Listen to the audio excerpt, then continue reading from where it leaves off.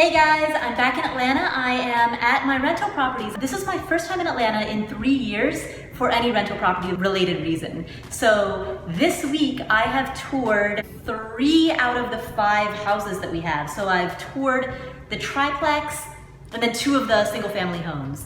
And this is my first time seeing them in person in 3 years.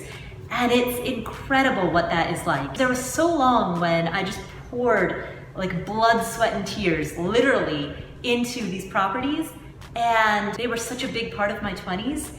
And by the time I left Atlanta, I was over it. I was done. I was like, get me out of here. I want to do more with my life than just this. And that's a reason that I always tell people, passive income is not a euphemism for free money. If you want to make a lifetime of like residual ongoing income from your rentals, you have to put in the upfront work, and it is hard upfront work. And I don't want to ever create the impression that it is not. Like passive income, I'm gonna keep repeating myself, passive income is not a euphemism for free money. So when I was living in Atlanta, these properties were a big part of my life.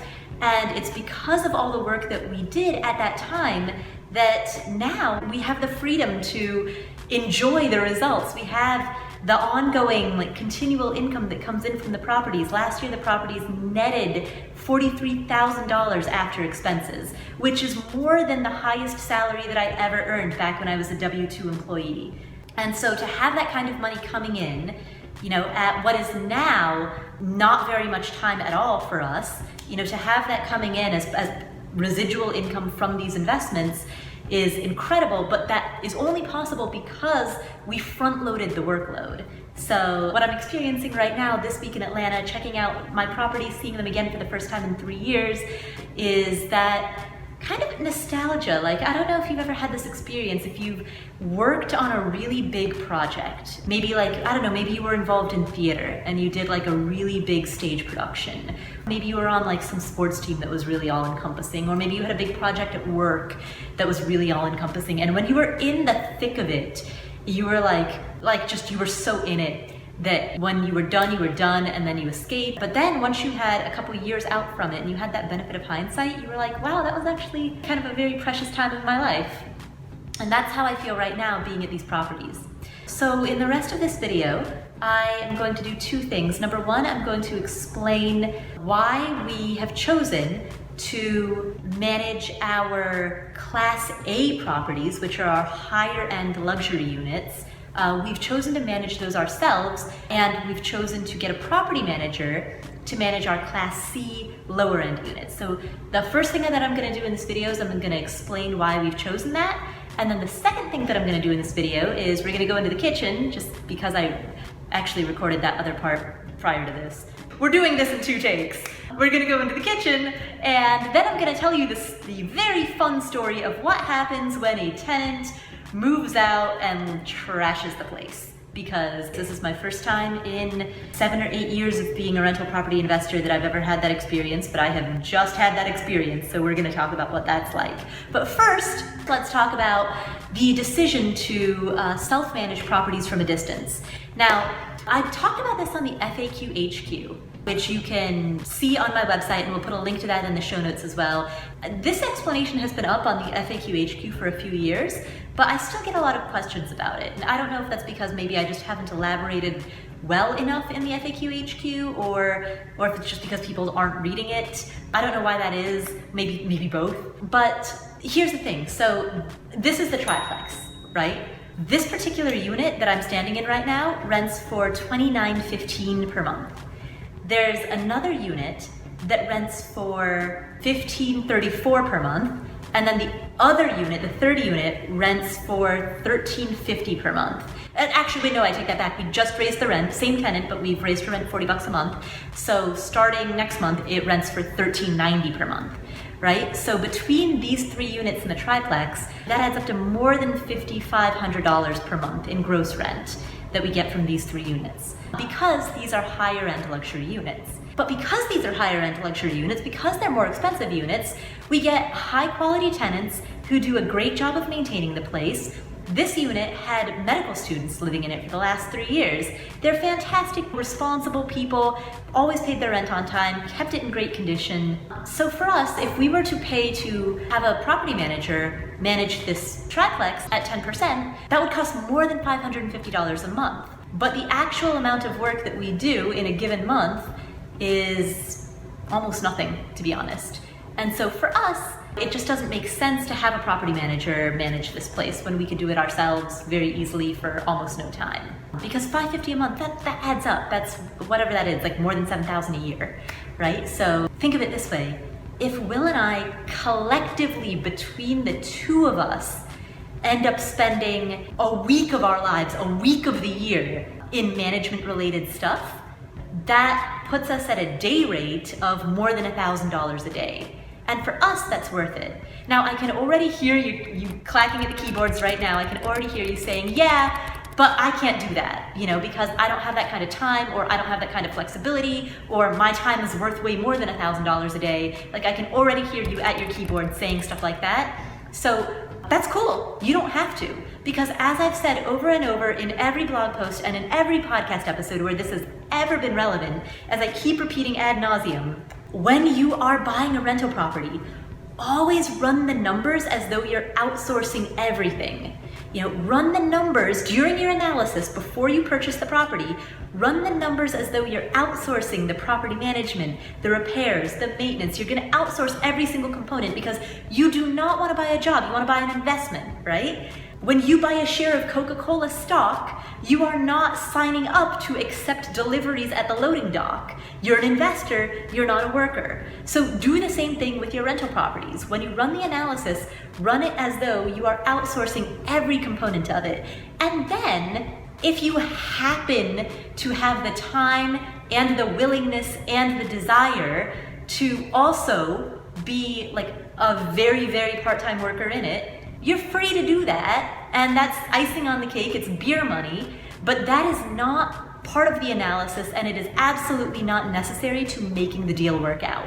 So that's what we've done, and we've decided that we just don't want to deal with the Class C properties because they're lower end, they have less qualified tenants, they tend to have more turnovers, they tend to have more like just management related hassles that need to be dealt with, and because they rent for a cheaper price point, 10% of what they rent for, like I think one of them rents for $1,100 a month for a 3-bedroom, 2-bath, single-family home, right? So 10% of that is $110 per month, right? For a property that needs quite a bit more hand-holding. That's for house number 2 is what I'm citing right now. So for house number 2, I am happy to pay $110 a month for all of the hand-holding that needs, and I never have to think about it, and the property manager deals with everything. House number 5, same deal. I don't even know what that one rents for. I think maybe around $900 a month.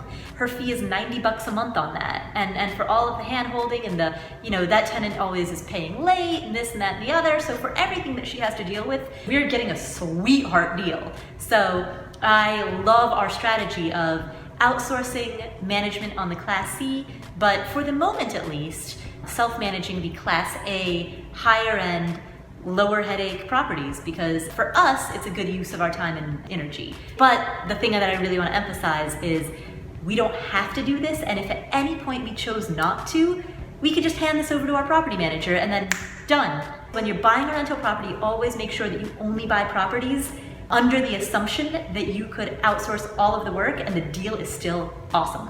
Cool. So with that being said, let's move into the kitchen where I'm going to tell you about the adventure that I went through this week.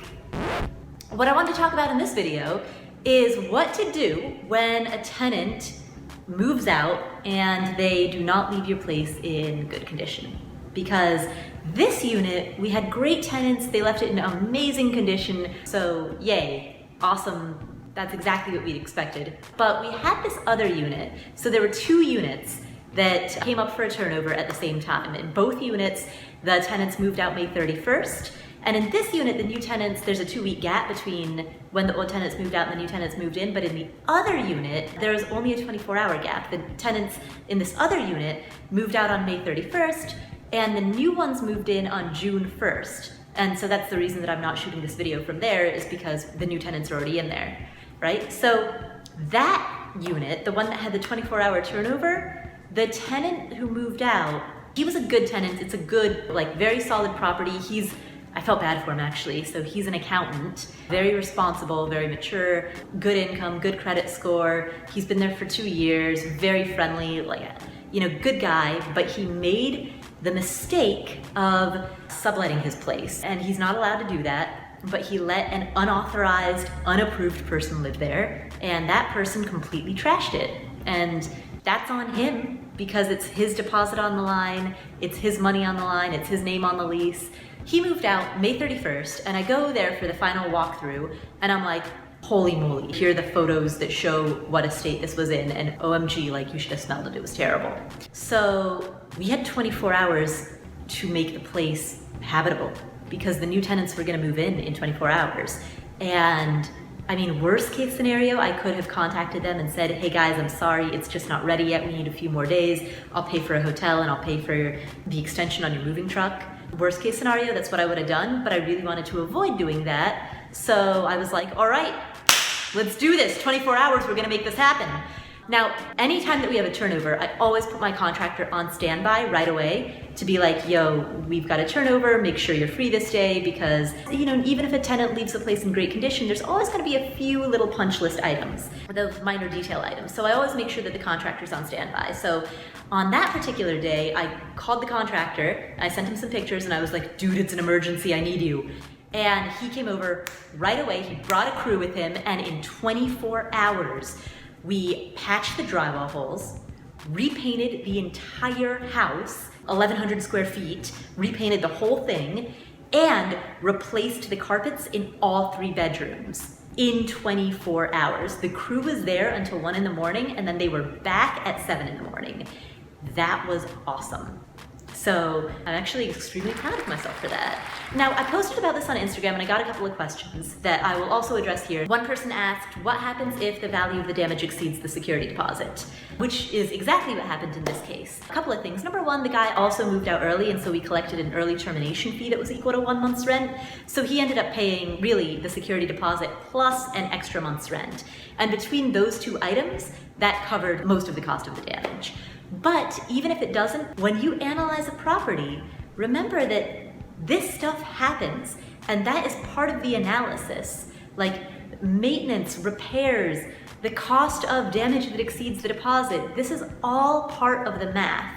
And it's not gonna happen at every turnover, but when you run the analysis on a rental property, you're not looking at how profitable is it in this one particular month, or even in this one particular year. This is a long-term investment. This is a buy and hold that you're gonna have for decades, hopefully. Like, knock on wood, if all goes according to plan, if nothing catastrophic happens, this is something that you're gonna have for a very, very long time. And so you are running the analysis based on those long-term projections. And that means that there are going to be times when there's damage that you as the landlord have to pay for out of pocket.